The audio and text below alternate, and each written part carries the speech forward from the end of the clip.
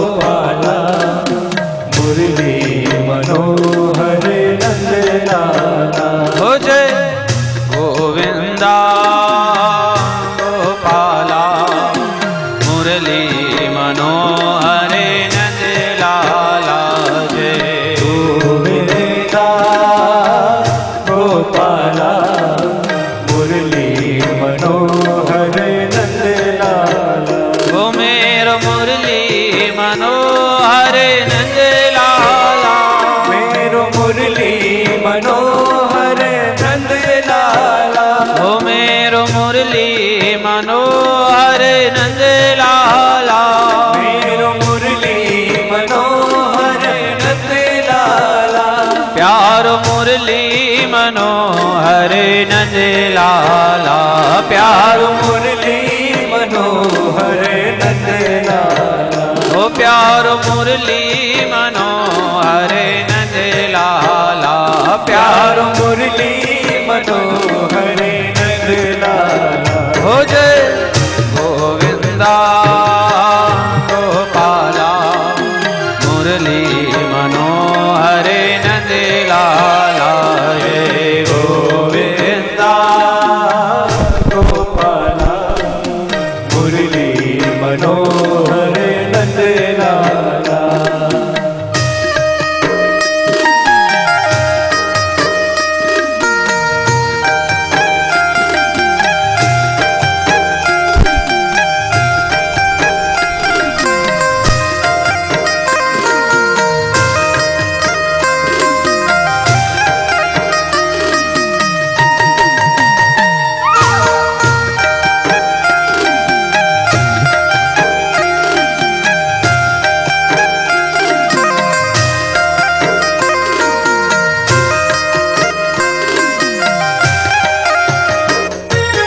गोविंदा गोपाला मुरली मनोहर नंद लाला। जय गोविंदा गोपाला मुरली मनोहर नंद लाला। हो मेरो रास रचैया गोपाला। मेरो रास रचैया गोपाला। मेरो नाग नथैया गोपाला। मेरो नाग नथैया गोपाला। मेरो वेणु बजैया नंद लाला। मेरो वेणु बजैया नंद लाला। ओ मेरो वेणु बजैया नंद लाला। मेरो वेणु बजैया नंद लाला। हो जय जय गोविंदा गोपाला मुरली मनोहर नंद लाला। जय गोविंदा गोपाला मुरली मनोहर नंद लाला।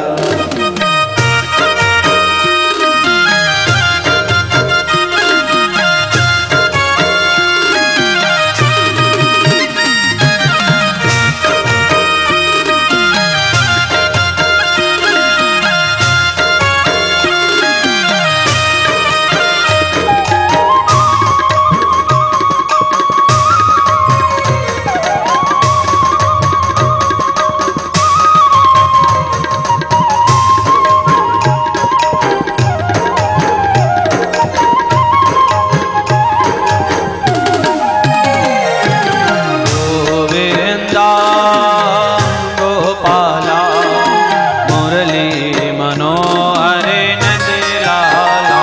जय गोविंदा गोपाला मुरली मनोहर नंद लाला। हो मेरो चीर चुरैया गोपाला।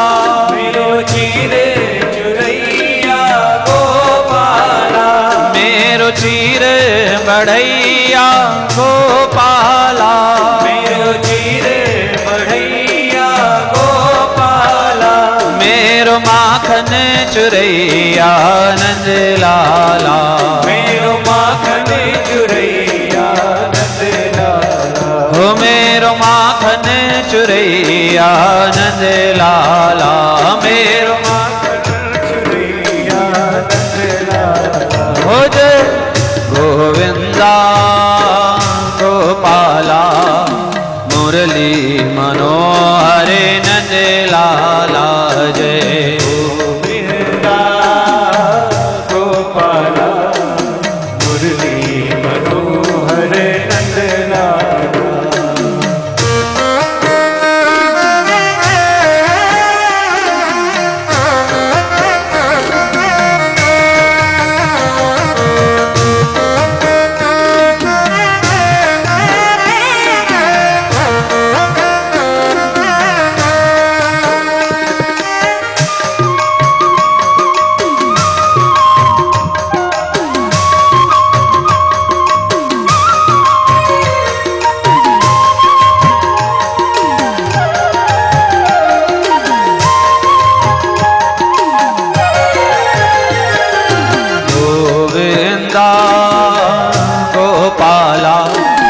मुरली मनोहरे नंद लाला जय गोविंदा गोपाला मुरली मनोहरे नंद लाला ओ मेरो मुरली मनोहरे नंद लाला मेरो मुरली मनोहरे नंद लाला मेरो मुरली मनोहरे नंद लाला मेरो मुरली मनोहरे नंद लाला मेरो मुरली मनोहरे नंद लाला मेरो मुरली मनोहरे नंद लाला मेरो मुरली मनोहरे नंद लाला मेरो मुरली मनोहरे नंद लाला मेरो मुरली मनोहरे नंद लाला मुरली मनोहरे नंद लाला मुरली मनोहरे नंद लाला मुरली मनोहरे नंद लाला मेरो मुरली मनोहरे नंद लाला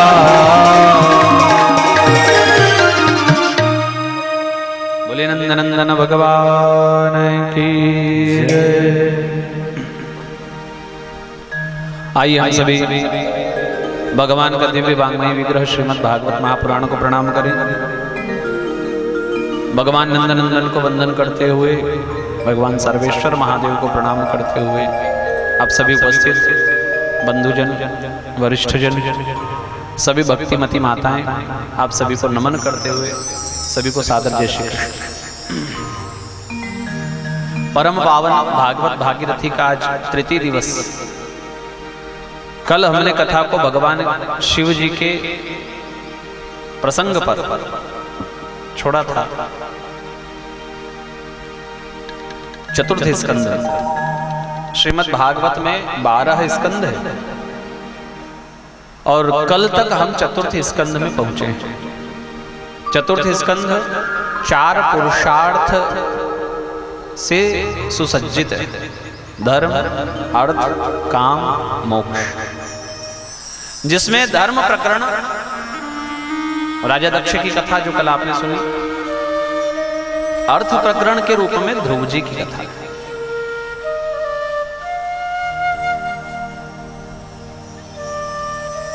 काम प्रकरण के रूप में राजा पृथु भगवान का अवतार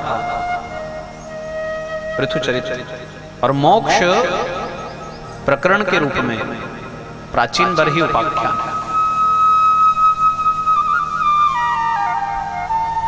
यही चतुर्थ स्कंद विसर्ग लीला है भगवान की। तृतीय स्कंद सर्ग लीला, चतुर्थ स्कंद विसर्ग लीला। सर्ग यानी सर्जन और विसर्ग यानी विशेष सर्जन।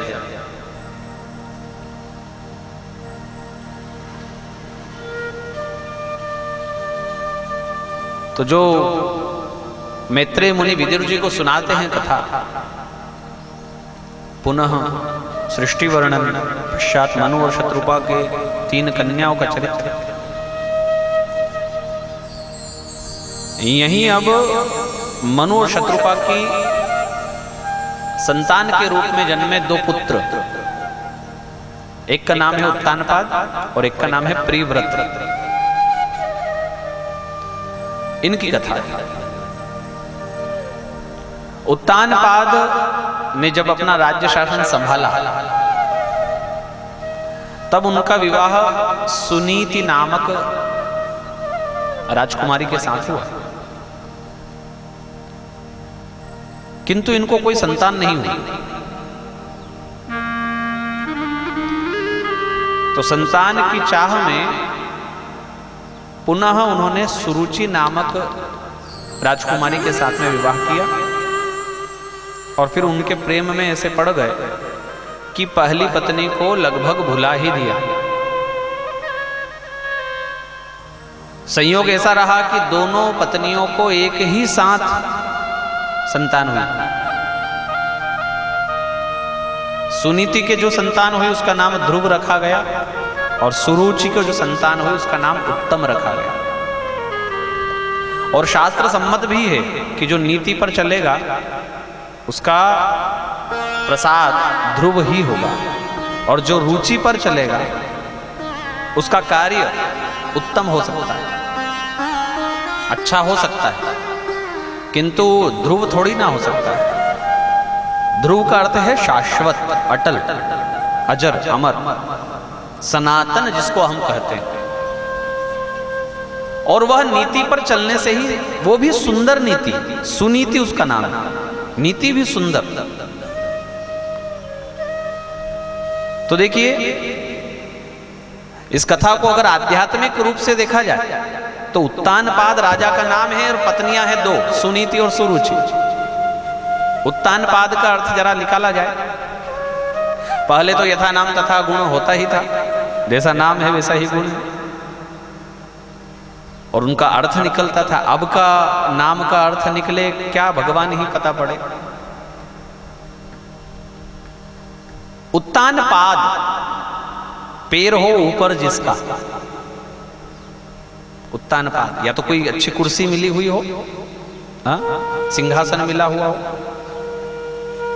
राजसत्ता मिली हुई हो। और एक संत ने बड़ा अर्थ सुंदर बताया कि बोले सभी तो उत्तानपाद है, मां के गर्भ में सभी के तो पैर ऊपर है, सिर नीचा है, पैर ऊपर है, तो सभी तो उत्तानपाद हुए। और सभी की दो रानी है, नीति पर चलना या रुचि पर चलना। या तो आदमी नीति पर चलेगा, कल एकादशी थी, बोले आज कुछ नहीं खाना है, ये हुई नीति। और बढ़िया कचौरी सामने आ गई इमली की चटनी डालकर, तो बोले 11 तो और आ जाएगी 15 दिन में, ले लो, क्या बिगड़ रहा। ये है रुचि। इसलिए रुचि के बेटे का नाम उत्तम है। और नीति पर चलने वाला उसके बेटे का नाम ध्रुव है। दोनों सौतेले भाई हैं। ध्रुव जी को बच्चों से खेल खेल में पता पड़ा कि यहाँ का जो राजा है ना वो मेरा पिता है, वरना तो उनको किसी ने बताया भी नहीं। माता कुटिया में रहती थी, क्योंकि सुरुचि के प्रेम में पड़े तो भूल गए सब, पत्नी को ही छोड़ दिया। 5 वर्ष की अवस्था में ध्रुव को पता पड़ा कि यहाँ का जो राजा है वह मेरा पिता है। बड़े प्रसन्न हो गए।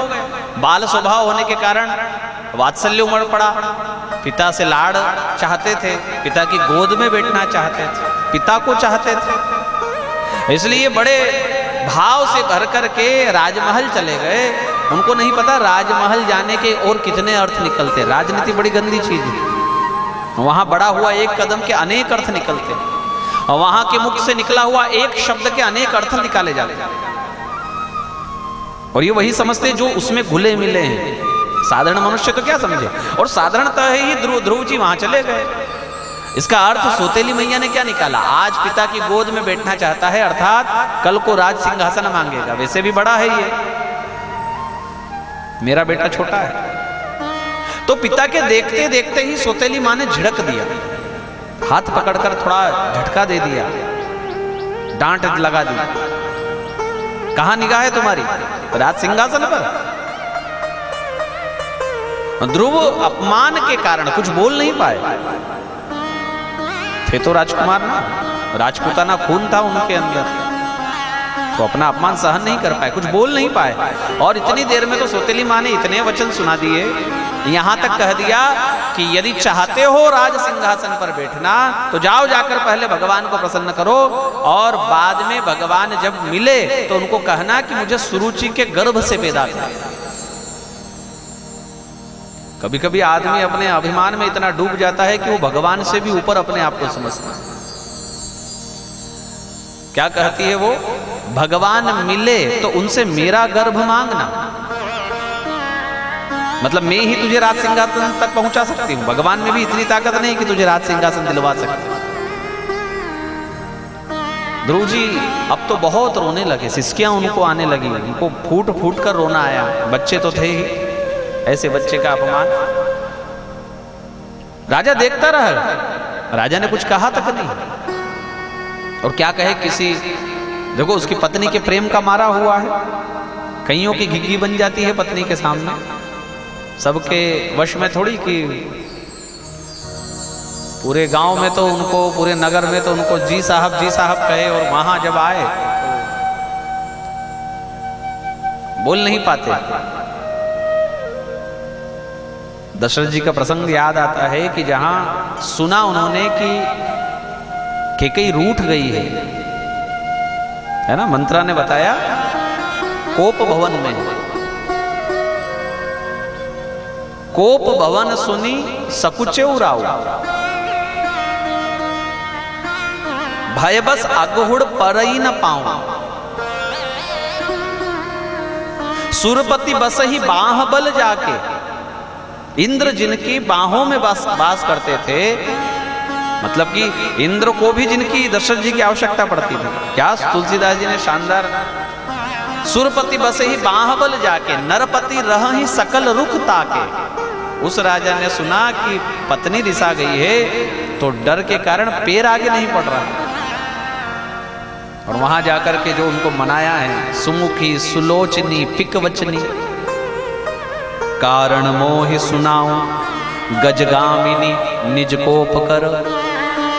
4 बेटों का विवाह हो गया है, घर में पोता पोती आने वाले हैं, और उस समय उस बुढ़ापे में अगर कोई अपनी पत्नी को सुमुखी सुलोचनी पिकवचनी, ये भय बोल रहा है पत्नी का। किस रंक को राजा बनाना है, किस राजा को रंक बनाना है, तू बता तो, इशारा तो कर, तू जो कहेगी वो मैं कर दूंगा। इतनी बड़ी बड़ी बात दशरथ जी कर रहे हैं, अपने बेटे तक को राजा ना बना पाए, रंक को राजा बनाना तो बहुत दूर की बात रही। चक्रवर्ती सम्राट है राजा दशरथ, और चक्रवर्ती सम्राट ही इस उत्तानपाद की कथा है कि पत्नी के आगे कुछ बोल नहीं पाया। मित्रों के साथ ध्रुव जी अपने मैया के पास गए, मां ने कारण पूछा रोने का, ध्रुव जी नहीं बोल पाए, बच्चों ने कहा, सारी बातें बच्चों ने बताई। और धन्य है माता सुनीति जिसके कारण ध्रुव पूजाए।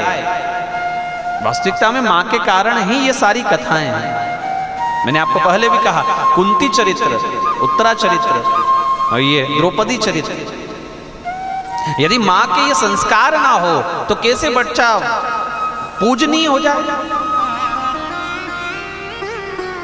अगर मैया पक्ष ले लेती वहां कि देखो तो मेरे बच्चे को तूने डांटा, तेरी इतनी हिम्मत, हाँ तेरे से पहले मैं आई हूं इस महल में, ऐसा कुछ झगड़ा अगर सुनीति करती तो क्या ध्रुव जी की कथा आज हम करते।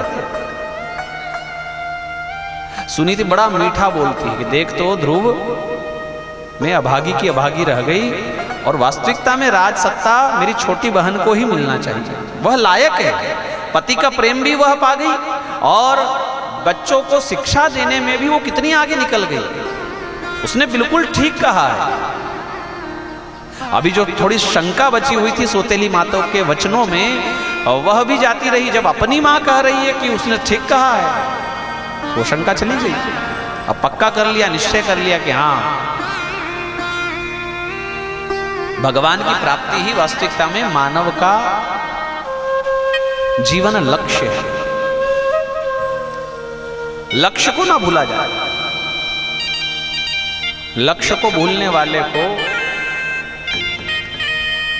कभी शांति नहीं मिलती।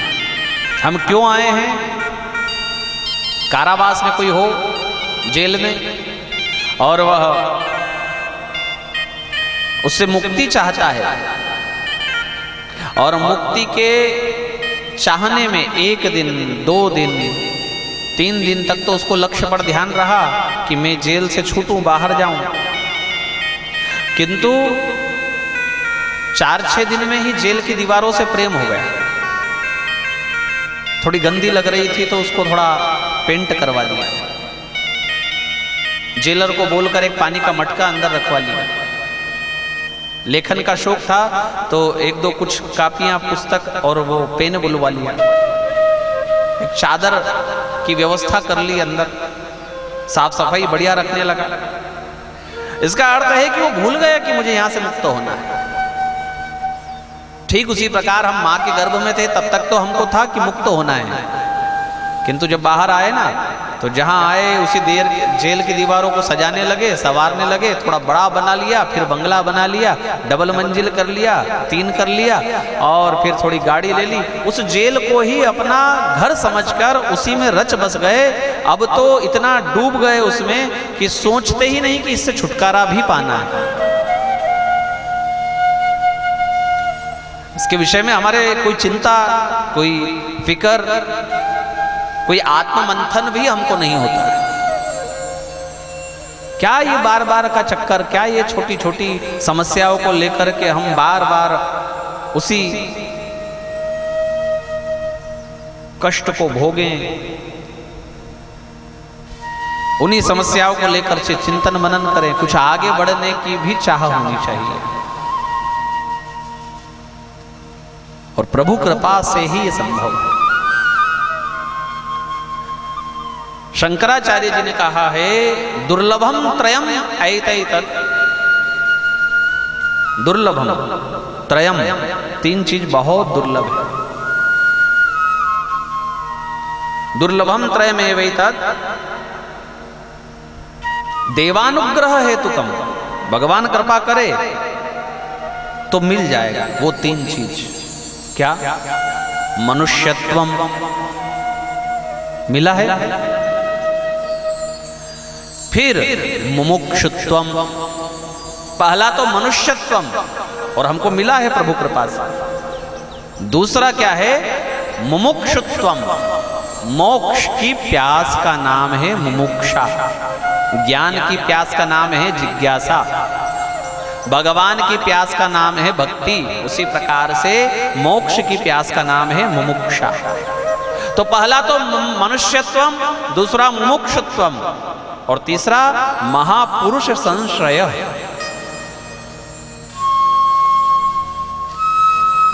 मानव हो जाए, हो गए, कितने हो गए? 7.5 अरब हो गए। अब इनकी अगर गिनती निकाली जाए तो मुमुक्षुत्वम कितने हैं? ये दूसरी शर्त है शास्त्रों की कि मानव हो जाना ठीक बात है, किंतु मुमुक्षा जागना ये बड़ी बात है। और वो जागे तब महापुरुष संश्रय, किसी संत से फिर भेंट भाव हो जाए, उसका मिलना हो जाए, कोई सद्गुरु मिल जाए, ये बड़ी बात है। और ध्रुव जी को तीनों हुआ, मनुष्यत्वम, मुमुक्षुत्वम।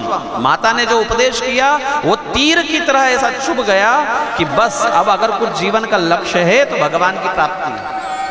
5 वर्ष की अवस्था में राजपुताना खून था ना, जिद्दी था, और जिद को भी सही दिशा में लगाया तो वह श्रेयस्कर हो गया। बुरी आदत को भी यदि आप भगवान से जोड़कर देखोगे तो वह अवगुण आपका सद्गुण बन जाएगा। क्रोध बेकार चीज है। शिशुपाल ने क्रोध किया भगवान के ऊपर, जीवन उसका मरण सुधर गया। काम बुरी चीज है। रावण ने भगवान से जोड़कर किया। लोभ बुरा है, किंतु हिरण्याक्ष हिरण्यकश्यप ने भगवान से जोड़कर किया। इसलिए गुण अपने आप में ना तो सद्गुण होता है ना ही दुर्गुण होता है। गुण अपने आप में गुण है, वह एक तत्व है, उसको धारण करने वाले पर डिपेंड करता है कि यह सद्गुण बनेगा या दुर्गुण बनेगा। उदाहरण के लिए देखिए, लज्जा लज्जा सद्गुण है या दुर्गुण है? नहीं है, वो कुछ भी नहीं है, वो केवल गुण है। धारण कौन कर रहा है उस पर डिपेंड करता है कि वो सद्गुण बनेगा या दुर्गुण बनेगा। वही लज्जा घर की कुलीन स्त्री धारण करती है तो सद्गुण है, वही लज्जा एक वेश्या धारण करती है तो उसके लिए वो दुर्गुण है, नष्ट हो जाएगी, उसको कोई पूछने वाला नहीं मिलेगा। फिर संतोष, अगर संतोष की बात करें तो सद्गुण है या दुर्गुण? ना वो सद्गुण है ना दुर्गुण। ब्राह्मण ने अगर उसको धारण किया तो वो उसके लिए सद्गुण हो गया, और वही संतोष यदि राजा ने धारण कर लिया तो वो उसके लिए अवगुण हो गया। ऐसा राजा किस काम का जो अपने देश का लाभ ना चाहे, उसको देश की उन्नति का लोभ ना हो, ऐसा राजा किसी काम का नहीं। इसलिए जिद जो है ना भगवान से जोड़कर ध्रुव जी ने की है, क्या शानदार। मन करता है कि इस कथा के पूरा समय इसको दिया जाए, किंतु आगे की कथाओं को समझना भी जरूरी है। कहते हैं कि ऐसी जिद पकड़ ली, भगवान को पाना है। महापुरुष संश्रय जो मैंने आपको कहा, संत चरणों का समागम ध्रुव जी को हो गया। कैसे हो गया? 5 वर्ष के बच्चे को भटकता हुआ देखा, जंगलों में, पहाड़ों की तलहटी में, कई नगरों को पार कर दिया ध्रुव जी ने। ऐसी जिद। इधर तो बड़ी अफरा तफरी मची है, बालक चला गया, ध्रुव चला गया, बहुत खोजबीन हो रही है, और बहुत सुदूर वन में, जहां कोई उम्मीद भी ना करे कि ऐसे वन में बालक कोई आ सकता है, हिंसक जीवों के बीच में, जहां सूर्य की रोशनी जमीन को ना पड़े, चारों तरफ अंधेरा ही अंधेरा, ऐसा सघन वन में ध्रुव जी पहुंच गए। मधुवन, जहां यमुना पुलिन है, यमुना जी बह रही है, वहां नारद जी प्रकट हुए। भटकते हुए देखा ना, तो नारद जी से सहा नहीं गया। ये वास्तविकता में मुमुक्षा जब जागती है ना, तो महापुरुष संश्रय ये शर्त को भगवान पूरा करते हैं। हमको पूरा करने की आवश्यकता नहीं, हमको अपने गुरु को ढूंढने की आवश्यकता नहीं।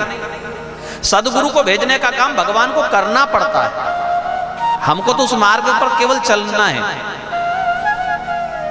राजा परीक्षित को कथा सुनाने के लिए कोई पत्रिका थोड़ी छपवानी पड़ी, कोई फोन थोड़ी करना पड़ा सुखदेव जी का, वो तो बैठे थे सुखताल में, चलकर सुखदेव जी आए। ये व्यवस्था भगवान की। हमको कुछ करना पड़े, हमको गुरु ढूंढना पड़े, तो फिर हम शिष्य ही कैसे? हम तो फिर खुद ही गुरु हो गए ना। जो गुरु का परीक्षण कर ले, टेस्ट कर ले, अपनी उम्मीदों पर उसको खरा पाए, इसका अर्थ है कि वो स्वयं गुरु है, उसने परीक्षण किया है। परीक्षण वह करेगा जो परीक्षा ले सकता हो। भाई शिष्य की औकात ही क्या कि वो गुरु का परीक्षण करे। ये संयोग तो केवल मिल जाया करता है, और जब मिल जाए तब उसमें शंका करना बुरी बात है। आजकल समस्या ये है हमारे भारत देश में कि गुरु तो कर लेते हैं, बाद में शंका करते हैं कि ये लायक है या नहीं मेरे। हाँ, कहीं ऐसा तो नहीं मैं इससे ज्यादा ज्ञान हूं, ये हमने गलत कर लिया, थोड़ा जल्दबाजी में फैसला कर लिया।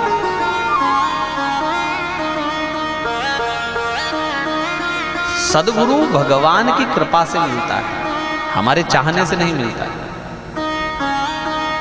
और ध्रुव जी को नारद जी का समागम हुआ ध्रुव जी पर कृपा कर, वरना नारद जी जैसे संत, लोगों ने नारद जी को तो केवल एक प्रचार प्रसार का माध्यम ही बस बना रखा है। कथा में नारद जी की बात आए ना, तो लोग सोचते हैं कि ये लड़ाने का ही काम करते हैं, हाँ, भिड़ाने का ही काम करते हैं। ऐसा तो उन्होंने आजकल नामकरण कर दिया कईयों का, जो इधर की बात उधर करे, बोले ये नारद है। अरे हद होगी भाई। नारद जी जैसा संत बिना हरि कृपा के संभव नहीं मिलना। ध्यान रखना, नारद जी कृपा हो भगवान की कि नारद जी हमको मिले, क्योंकि कितनी भी कथाएं आप उठा लीजिए, जिसको नारद जी मिले हैं उसको भगवान मिले ही मिले। वो लायक था चाहे नालायक था, नारद जी उसको मिले, भगवान को आना पड़ा उसके पास। चाहे आप दैत्यों में से उठा लीजिए किसी को, कंस को, रावण को, सबको, जिनको नारद जी मिले भगवान मिले, प्रहलाद जी को, ध्रुव जी को।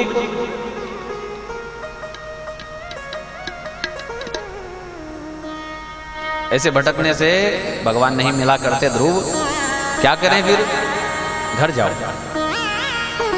राजमहल का लोभ दिखाया, तू राजकुमार है, अभी तेरे खाने खेलने के दिन है, नहीं माने। तो जंगल का भय दिखाया, पहले लोभ दिखाया, ध्रुव जी नहीं माने, तब वन का भय दिखाया, इंद्र के द्वारा आगे ली जाने वाली परीक्षा का भयानक स्वरूप दिखाया, नहीं डरे ध्रुव जी। ऐसा जिद्दी बालक। और यहां तक कह दिया नारद जी को कि बाबा आप भगवान को मिला सकते हो तब तो ठीक, वरना मेरा रास्ता छोड़। नारद जी ने कहा भाई हद हो गई, ये तो हमको ही रास्ते से हटा रहा है। ठीक है, यदि तूने ठान ही लिया है तब सुन, ऐसे भटकना नहीं है, एक स्थान पर बैठना। प्रादेश मात्रम पुरुषम वसंतम, अपने हृदय में प्रादेश मात्र की मूर्ति बसाओ भगवान की। प्रादेश कहते हैं अंगूठे से तर्जनी का जो हिस्सा बच जाता है उसको प्रादेश कहते हैं, मतलब लगभग 2.25 इंच। इतनी बड़ी मूर्ति भगवान की अपने हृदय प्रदेश में बसाओ। कैसी मूर्ति? बोले वो पुरुषाकृति में है, और विशेष यह है कि उनका वर्ण, उनका रंग घन श्याम। नवीन मेघ मंडली जो आषाढ़ के महीने में हमको घुमड़ते हुए बादल दिखते हैं, वह रंग भगवान का है।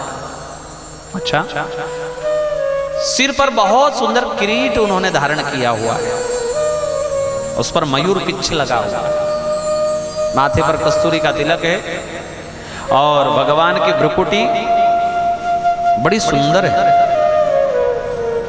कमान के समान। भगवान के नेत्र तो कमल दल के समान है, रत्नारे हैं। नासिका बड़ी सुंदर है, कपोल भरे हुए हैं। कंठ भगवान का शंख के समान उतार चढ़ाव वाला है।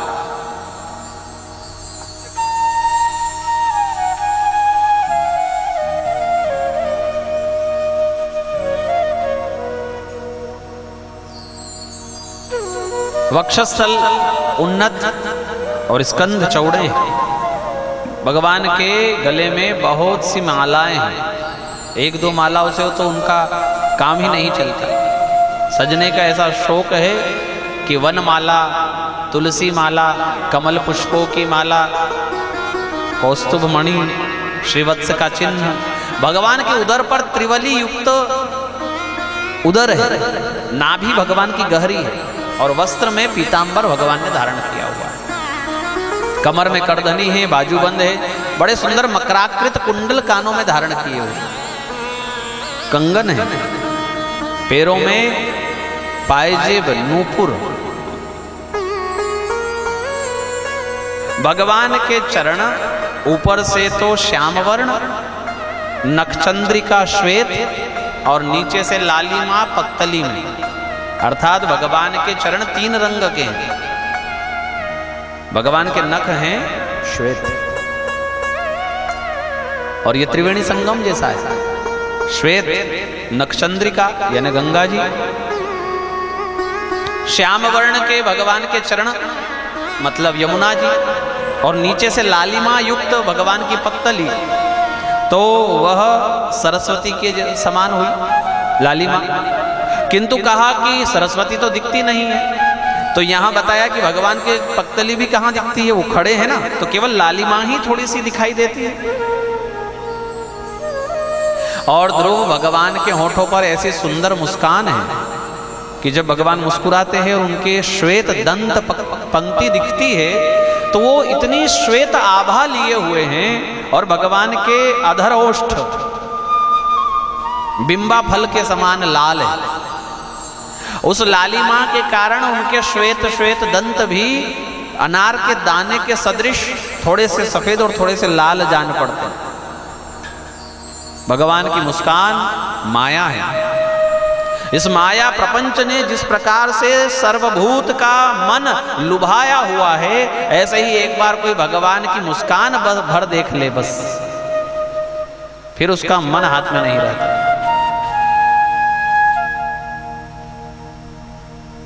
भगवान का विराट स्वरूप में भगवान की मुस्कान माया को बताया है। और इस माया में कितने लोग उलझे हुए हैं। तरह तरह की ये जो व्यवस्थाएं हमारे आसपास है जिसमें हम रमे हुए हैं। ऐसा पूरा विधान बताया, कानों में एक मंत्र दे दिया, द्वादशाक्षर मंत्र, ओम नमो भगवते वासुदेवाय। और इस मंत्र का जाप करो, इस मूर्ति का ध्यान करो, एक आसन बनाओ, उस आसन को साधो। पक्का कर लिया ध्रुव जी ने कि अब बस यही करना है जो गुरु जी ने बताया है। अब गुरु जी हो गए नारद जी, अभी तक बाबा थे, नारद जी तो चले गए। और आसन जमाया, उस पर बैठा वो बालक 3 रात्रि तक नहीं उठा। त्रिरात्रांते त्रिरात्रांते कपित्थ भद्रासन। आसन कब छोड़ा? 72 घंटे में आसन छोड़ा, प्रथम मास में। मतलब 1 महीने में 10 बार उठे और कंदमूल फल लिए, यमुना जी का जल पिया, फिर बैठ गए। मास बीत गया किंतु भगवान नहीं आए। द्वितीयं च तथा मासम षष्ठे षष्ठेर्भको दिने। दूसरे मास में निश्चय किया कि मेरी तपस्या में कुछ कमी रही होगी, इसलिए तो भगवान नहीं आए। इसलिए उन्होंने अपनी साधना को डबल कर दिया, 6 दिन में उठे और 6 दिन में उठकर फल छोड़ दिए, कंदमूल खाकर यमुना जी का जल पीकर बैठ गए। दूसरा मास भी बीत गया, भगवान नहीं आए। तृतीयं चानयन मासम नवमं नवमे हनि। तीसरे महीने में 9 दिनों में उठे, कंदमूल भी छोड़ा, केवल यमुना जी का जल पीकर सूखे पत्ते खाकर और बैठ गए। भगवान नहीं आए। चतुर्थ मास में 12 दिन में उठे, सूखे पत्ते भी छोड़े, केवल यमुना जी का जल पीकर बैठे। 5वें महीने में केवल 2 बार उठे, 15 दिन के अंतर में। ऐसा आसन साधा, बताइए क्या। आज हम, कल भी हमने चर्चा की कि हमको तो अभी नीचे बैठने में बड़ी समस्या है, सभी को है, किंतु आज भी ऐसे संत है, महापुरुष है, जिन्होंने आसन को ऐसा साधा हुआ है, जब तक हमारा मूलाधार पृथ्वी को स्पर्श नहीं करेगा ना, तब तक तपस्या पकेगी नहीं। आंच बराबर लगे तब तो अन्न का दाना पके, चावल पकेगा कब? और आसन के विषय में हमने कल चर्चा की कि जिसकी तासीर गर्म हो, ऐसा आसन हमको लेना चाहिए। तभी तो उसका नाम तप है। तप यानी तपना, तपाया हुआ, तपस्या उसको क्यों कहते हैं? गणपति अथर्वशीर्ष में आता है, त्वं मूलाधारा स्थितोसि नित्यम। साधना सिद्धि देने वाले, आप सिद्धि के पति हैं ना, तो सिद्धि देने वाले आप हैं। पर कब मिलेगा? जब मूलाधार को स्पर्श किया जाएगा पृथ्वी से। और उन्होंने 5वें महीने में 15 दिन के अंतर में उठकर यमुना जी का जल भी छोड़ा, केवल वायु ही पीकर बैठ गए। 6ठे महीने में तो इंद्र को लगा कि पिता तो चक्रवर्ती सम्राट है, फिर बेटा क्या करने आया? पूरा धरातल तो हमने इनको दे ही रखा है। इसका अर्थ है कि बेटा निश्चित स्वर्गारोहण करने आया है, स्वर्ग पाएगा, इसलिए तो तपस्या कर रहा है। इसलिए उसने बहुत प्रयास किए कि ये ध्रुव अपनी तपस्या से विचलित हो जाए और पुनः अपने राजमहल को चला जाए, भाग जाए यहाँ से। क्या नहीं किया? हिंसक जीव, विषैले सर्प शरीर पर छोड़ दिए, आसपास आग लगा दी, बवंडर आ गया, भीषण वर्षा होने लगी। बहुत प्रयास 6ठे मास में, किंतु मास पर्यंत नहीं उठे ध्रुव जी। पूरा महीना बीत गया, उठे ही नहीं। उस मूर्ति में ऐसे लीन हो गए मानो कि अब बाहर की दुनिया कुछ बची ही नहीं। सकल ब्रह्मांड अपने सृष्टि अपने अंदर, पिंडे सो ब्रह्मांडे, ऐसा वेद में आया। ये जो अंदर का पिंड है ना, यही ब्रह्मांड है। यदि आपको बाहर देखना है बाह्य आंखों से, तो जो दुनिया आपको दिखती है वो सकल सृष्टि आंतरिक जगत में भी है। ये बहुत सूक्ष्म विज्ञान है और इसको वैज्ञानिक लोग मानते हैं।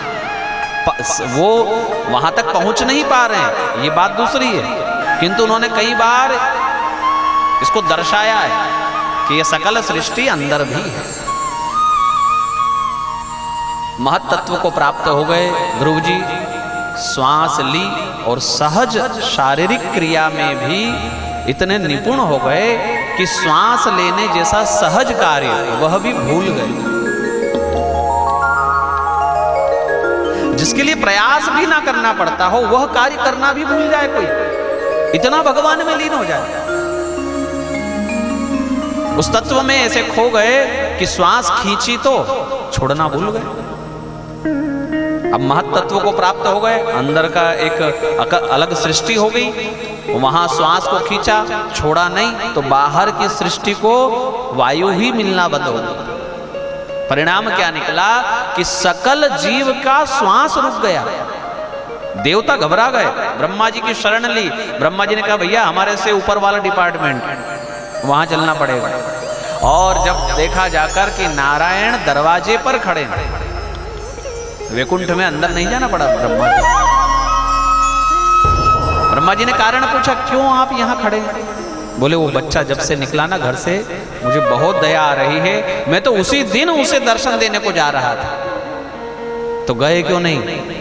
क्या आज तक का इंतजार कर रहे थे कि लोगों का श्वास रुके तब जाओगे? बोले अगर मैं चला जाता ब्रह्मा तो तुम ही कहते कि कोई रिश्वत दिया होगा बच्चे ने, तभी तो इतनी जल्दी चले गए। अन्यथा तो आप इतना इतना लोगों को तपाते हैं। कहाँ जन्म जन्म मुनि जतन कराही, अंत राम कहीं आवत नहीं। भगवान की आंखों में अश्रु भर आए हैं लगभग, और ब्रह्मा जी के निवेदन पर गरुड़ पर सवार होकर भगवान उस मधुवन में प्रवेश किया। ऐसा अंधेरा व्याप्त था पूरे मधुवन में, किंतु भगवान के आने से नीलमणि सरी का प्रकाश चारों ओर जगमगा गया। मेघ गर्जना करे ऐसी आवाज में भगवान ने कहा, पुत्र ध्रुव। ध्रुव ने नेत्र नहीं खोले। भगवान ने 3 आवाज लगाई, ध्रुव जी ने नेत्र नहीं खोले। भगवान ने समझा कि इसका पूरा ध्यान मुझ पर ही है, जो मैं इसके हृदय में बैठा हूं। भगवान ने उस आंतरिक संरचना को खींच लिया, आकर्षण कर लिया। तो अंदर जब वो लक्ष्य के लिए मूर्ति भगवान का विग्रह नहीं बचा, तो छटपटा करके नेत्र खोले ध्रुव जी ने। क्या देखा? सामने वही भगवान खड़े हैं। बोलिए श्री हरि भगवान की जय। ये भगवान का श्री हरि अवतार है। ध्रुव जी के लिए और गजेंद्र के लिए जो भगवान आए हैं, हरण करने वाला हरि कहलाता है। भक्त के पाप ताप संताप का जो हरण कर ले उसको हरि कहते हैं। और वेदों ने कहा है जिसके जिह्वा पर ये 2 अक्षर है, हरि इत्यक्षरद्वयम, उसके वश में सकल जगत है। कहते हैं गजेंद्र को तो ह निकला था मुंह से, री तो निकला ही नहीं। ऐसा कृपा निधान भगवान सामने प्रकट हो गए और हाथ जोड़कर ध्रुव जी खड़े हैं। वहां नारद जी भी आ गए। वाह पुत्र, धन्य है तू। जो कार्य बड़े बड़े ऋषि मुनि तपस्वी योगी सन्यासी जन कई जन्मों तक ना कर पाए, वह कार्य तुम 6 महीने में कर लिया। ये जगत पिता है, नारायण है, तेरे वास्तविक पिता है। परिचय करवाया और पिता कहकर संबोधित किया। ध्रुव जी को लगा कि वास्तविकता में पिता यही है, वरना तो एक वो मेरे पिता है, केवल गोद में ही तो मैं बैठना चाहता था, इतना भर वो ना कर पाए, और ये मेरे जगत पिता है जो सब भूल करके मेरे सामने इस जंगल में आकर खड़े हो गए। उनसे तो मैं मिलने गया था और ये तो मुझसे मिलने के लिए आए। दोनों में ज्यादा दया किस में है, पक्का कर लिया ध्रुव जी ने और हाथ जोड़कर खड़े हो गए। क्या उनकी हाइट रही होगी 5 वर्ष में, कैसे भगवान ऊंचे पूरे और फिर गरुड़ पर कैसे वो ऊपर की ओर देख रहे होंगे ध्रुव। बड़ी बड़ी घुंघराली अलकावली है उस बालक की और कमर में केवल एक कपड़ा धारण किया हुआ, बहुत सुकोमल अंग है। हाथ जोड़े और आंखों में आंसू आ रहे हैं ध्रुव जी के। कुछ बोलना चाहते हैं किंतु असहाय हैं। बोलने के लिए जो शब्द का खेल माया जाल होता है ना, वह उनके पास नहीं है।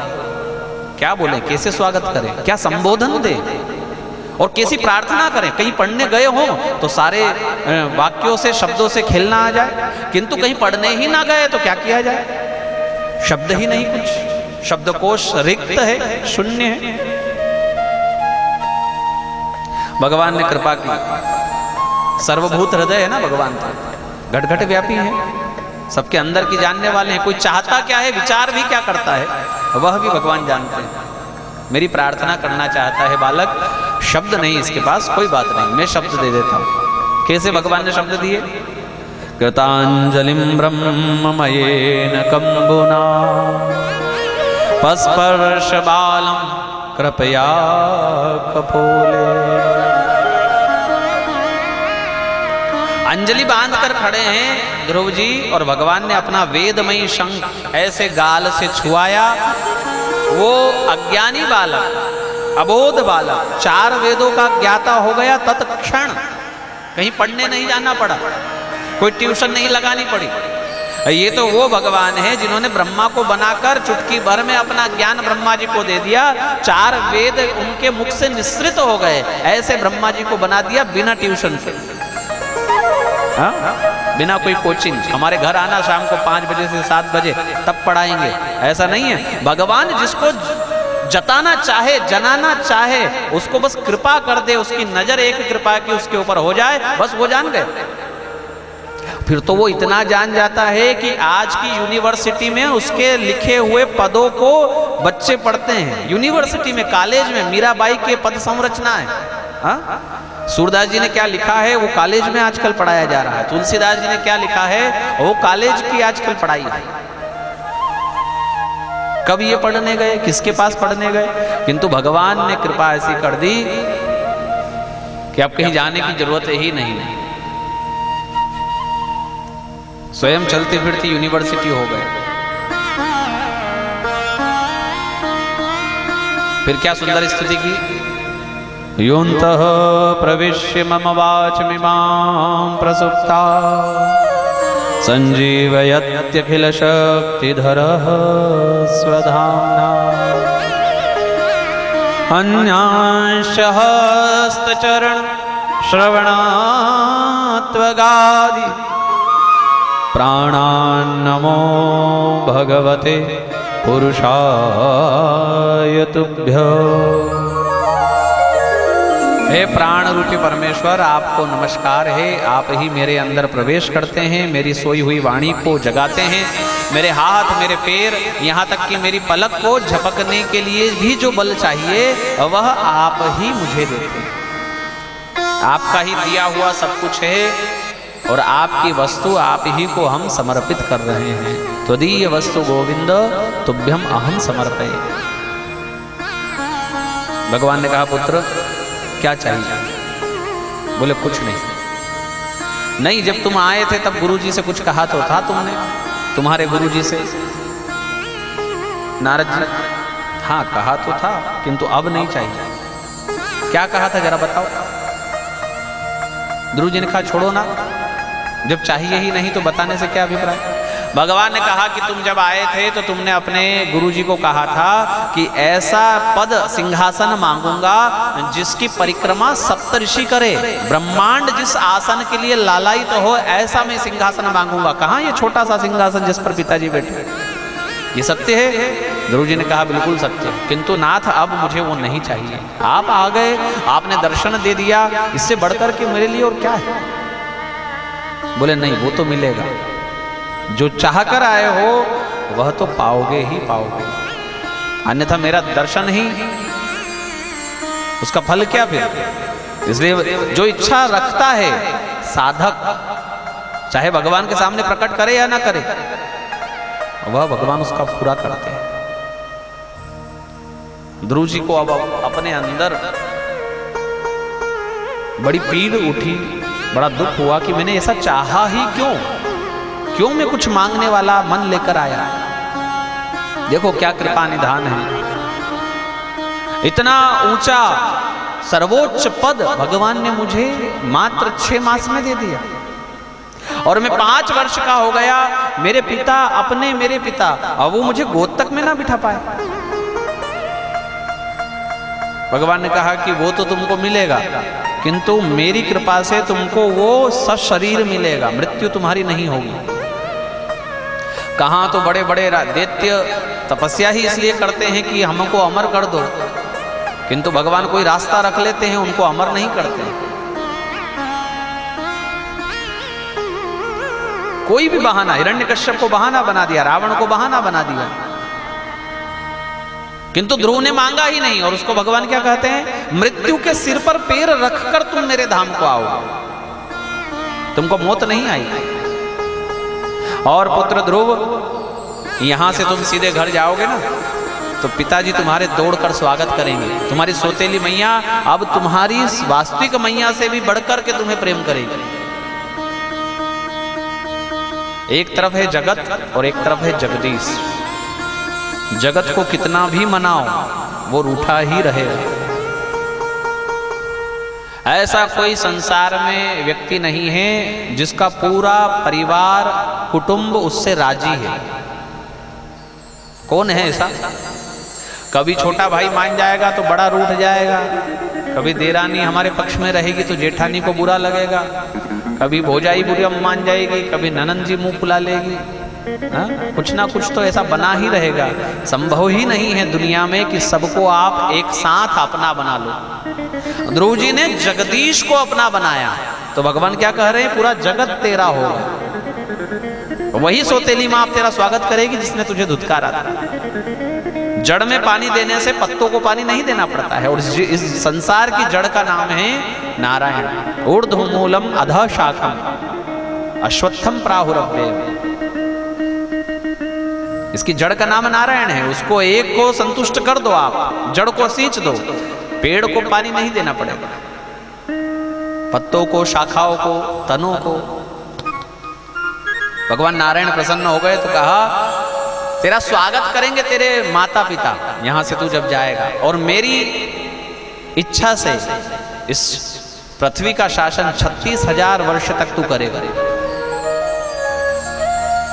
ध्रुव जी निशब्द हो गए, अवाक रह गए, कुछ बोल नहीं पाए। कितना दिया? 36,000 वर्ष तक तो पृथ्वी का शासन, और फिर सशरीर भगवत धाम, और उसमें भी ऐसा सर्वोच्च सिंहासन जिसकी परिक्रमा सप्तऋषि करे। ऐसी भगवान ने कृपा की। तो ध्रुव जी ने कहा कि बस ऐसे ही कृपा बनाकर रखना प्रभु।